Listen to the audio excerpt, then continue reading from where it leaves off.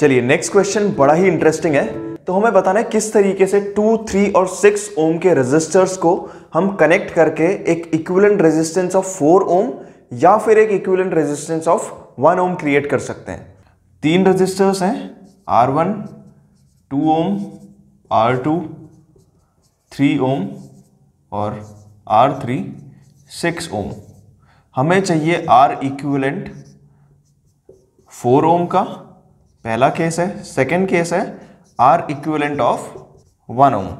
बड़ा ही interesting question है, but एक चीज तो आपको समझ में आ ही गई होगी कि ये तीनों रेजिस्टर्स सीरीज में तो ऐड बिल्कुल भी नहीं हो सकते। सीरीज में ऐड होने पे 6 + 3 + 2 जो कि 11 ओम्स आता है, तो ये बिल्कुल भी आंसर नहीं हो सकता। तो पैरेलल और सीरीज का कोई कॉम्बिनेशन शायद इसमें हो सकता है। अब ये कॉम्बिनेशन कैसा होगा, इसे कैसे कनेक्ट करना चाहिए वो देख लेते हैं। चलिए पहले केस के लिए हम लोग ट्राई करते हैं कि 2 रेजिस्टर्स पैरेलल में हो और वो तीसरे के साथ सीरीज में हो, क्योंकि 4 ओम और 1 ओम ये बड़ा रेजिस्टेंस है, तो इसका मतलब है कि इसकी ओवरऑल रेजिस्टेंस सिर्फ पैरेलल तो नहीं हो सकती है। सिर्फ पैरेलल, हमें यह पता है कि पैरेलल रेजिस्टेंस होने के केस में जो ओवरऑल रेजिस्टेंस या इक्विवेलेंट रेजिस्टेंस है वो कम हो जाती है। तो कम वाली वैल्यू ये है, तो इसमें हम ट्राई करेंगे सारे रेजिस्टर्स को पैरेलल करने की। इसमें क्योंकि ये वैल्यू मिनिमम वैल्यू से बड़ी है, तो इसमें शायद एक कॉम्बिनेशन हो सकता है। तो चलिए कुछ इस तरीके का कॉम्बिनेशन हो सकता है। अब कौन सा रेजिस्टर कहां पे आना चाहिए, इसके अलग अलग कॉम्बिनेशंस बन सकते हैं। तो क्या यहां पे 6 आ सकता है? 6 प्लस कुछ ना कुछ रेजिस्टेंस होगा, तो वो ऑफकोर्स 6 से बड़ा नंबर आएगा। तो यहां पे 6 तो नहीं हो सकता है, मतलब 6 इनमें से कोई एक है। तो यहां हमें यह डेफिनेट है कि इनमें से एक 6 ओम्स है। अब अगर यहां पे 3 होता है, तो क्या 6 और 2 का कॉम्बिनेशन पैरेलल में 1 या 1 से छोटा आ सकता है? नहीं आएगा, 1 से बड़ा ही आएगा। तो ऑफ कोर्स यहां पे 3 भी नहीं हो सकता है। तो एक ऑप्शन बचा सिर्फ 2 ओम्स का, और यहां पे 3 ओम्स का होगा। तो 3 और 6 ओम का इक्विवेलेंट रेजिस्टेंस क्या होता है? 1/3 + 1/6, 6/3 दैट इज 2। इसका इक्विवेलेंट रेजिस्टेंस 2 हो गया, और टोटल जो R इक्विवेलेंट होगा वो होगा 2 + 2 दैट इज 4 ओम्स। तो पहले वाले का कॉम्बिनेशन तो हमें पता चल गया है। अब 1 ओम के लिए क्या कॉम्बिनेशन होना चाहिए वो भी देख लेते हैं। क्योंकि ये इक्विवेलेंट रेजिस्टेंस बहुत छोटा है, तो हम देखते हैं क्या तीनों पैरेलल कनेक्शन अगर हो, तीनों रेजिस्टर्स के पैरेलल कनेक्शन अगर हो, तो क्या ऐसा पॉसिबल है कि हमें इक्विवेलेंट रेजिस्टेंस 1 ओम मिल जाए। चलिए देखते हैं। 6, 3 और ये 2, 1/R equivalent is equals to 1/2 + 1/3 + 1/6। LCM इसका आ जाता है 6, 2 3 = 6, 3 2 = 6, 1 = 6/6, 1। R इक्विवेलेंट भी इसका रेसिप्रोकली आएगा, तो ये 1 ओम हो जाएगा। तो हमारे पास दोनों कॉम्बिनेशंस आ चुके हैं। अगर 2, 3 और 6 ओम के 3 रेजिस्टर्स हैं और इसका इक्विवेलेंट रेजिस्टेंस हमें 4 ओम्स चाहिए, तो हम 3 और 6 को पैरेलल में कनेक्ट करके 2 के साथ सीरीज में कनेक्ट कर देंगे। ये इससे हमें इक्विवेलेंट रेजिस्टेंस ऑफ 4 ओम्स मिल जाएगा। अगर हमें 1 ओम का इक्विवेलेंट रेजिस्टेंस चाहिए, तो हम तीनों को पैरेलली कनेक्ट कर देंगे। इससे हमें इक्विवेलेंट रेजिस्टेंस ऑफ 1 ओम्स मिल जाएगा। अगला क्वेश्चन बहुत ही इंटरेस्टिंग है। What is the highest and the lowest total resistance that can be acquired using 4 resistors of 4 ohm, 8 ohm, 12 ohm और 24 ओम के 4 रेजिस्टर्स को यूज करके सबसे ज्यादा रेजिस्टेंस क्या मिल सकता है और सबसे कम रेजिस्टेंस क्या मिल सकता है, ये कैलकुलेट करना है। तो लिख लेते हैं रेजिस्टेंस क्या क्या है। R1 is equals to 4 ohm, R2 is 8, R3 is 12 and R4 is 24। बहुत ही सिंपल क्वेश्चन है। सबसे कम रेजिस्टेंस सिर्फ पैरेलल कनेक्शन में ही मिल सकता है। तो R लीस्ट क्या आएगा? 1/4 + 1/8 + 1/12 + 1/24। एलसीएम इसका 24 आ जाएगा। 6 4 = 24, 8 3 = 24, 12 2 = 24, 1। 6 + 3 9 + 1 10 + 2 12/24। सॉरी, ये आर लीस्ट नहीं, 1/R लीस्ट है।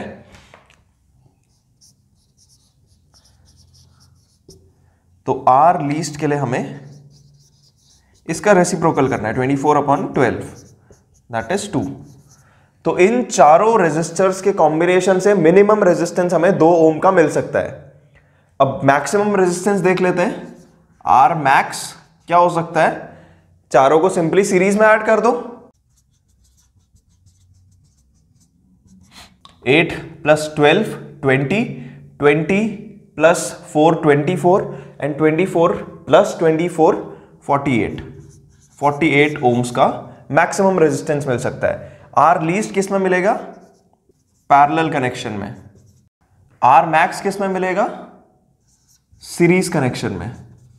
इसमें आप लोग पूरी प्रॉपर लैंग्वेज के साथ लिखेंगे that resistance is minimum in case of parallel connection, that is why R minimum is equals to 1/4 + 1/8 + 1/12 + 1/24.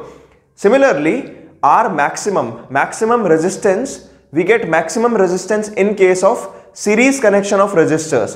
That is why R max is equals to R1 + R2 + R3 + R4. That's it. Very simple. अब next question है, why does the cord of electric heater not glow whereas the coil of electric heater does? ऐसा क्यों होता है कि जब हम heater जलाते हैं तो उसके अंदर की कॉइल तो ग्लो करती है, बट जिस तार से वो हीटर कनेक्टेड है वो तार ग्लो नहीं करता है। तो बहुत सिंपल सा लॉजिक है कि भाई तार का रेजिस्टेंस कम होता है तो वो इजीली करंट को फ्लो करने देता है, इजीली करंट को फ्लो करने देता है तो हीट प्रोड्यूस कम होती है। वेयर एज जो कॉइल है वो एक एलॉय से बनी होती है जिसका रेजिस्टेंस हाई होता है, और ये हाई रेजिस्टेंस होने की वजह से जब उससे करंट फ्लो करती है तो वो हीट प्रोड्यूस करती है और उस हीट की वजह से वो कॉइल ग्लो करने लगती है। इसको इंग्लिश में लिख सकते हैं, the cord of electric heater does not glow because of low resistance. When resistance is low, the current easily passes through it without producing heat energy. Whereas the coil is made up of alloy whose resistance is very high, and when current flows through it, a huge amount of heat is produced and hence it glows. Next question है, हमें heat generated calculate करनी है अगर 96,000 coulomb charge 1 घंटे में flow करता है from a battery of 50 volts. मतलब अगर पोटेंशियल डिफरेंस 50 वोल्ट्स का हो और एक वायर के थ्रू 96,000 कूलम चार्जेस 1 आवर में फ्लो करते हो तो हीट कितनी प्रोड्यूस होगी वो निकालना है। चलिए लिख लेते हैं पहले गिवन क्या क्या है। तो हमें गिवन है चार्ज 96,000 कूलम्स, टाइम गिवन है 1 hour, then potential difference given है 50 वोल्ट्स, और हमें कैलकुलेट क्या करना है, हीट। तो हीट का सिंपल सा फॉर्मूला है VIT।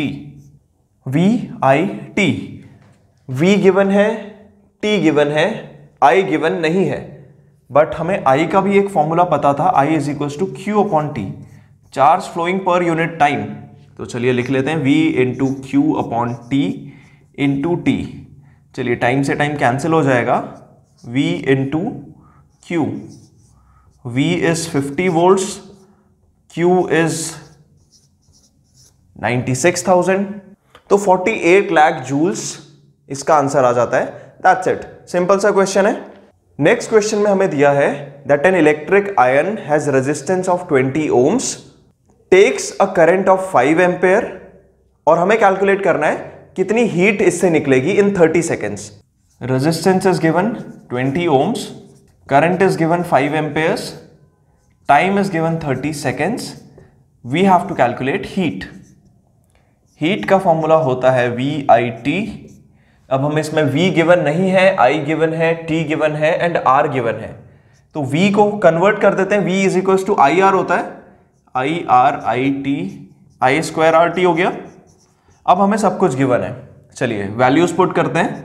5 का square, resistance 20, time 30, 5 5 are 25 into 600, 25 into 6 150 होता है,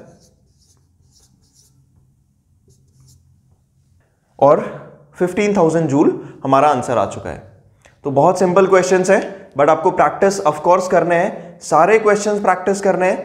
ये अभी सिर्फ मैंने एनसीईआरटी के कुछ क्वेश्चंस बताए हैं, बाकी क्वेश्चंस आपको खुद से प्रैक्टिस करने हैं। अगर आपको फिर भी डाउट होता है तो जिन क्वेश्चंस में आपको डाउट्स हैं वो क्वेश्चंस आप मुझे कमेंट बॉक्स में बता दीजिएगा। मैं एक और वीडियो बनाऊंगा इन सारे क्वेश्चंस को कंपाइल करके, ताकि आपके बाकी बचे हुए डाउट्स भी क्लियर हो जाएं।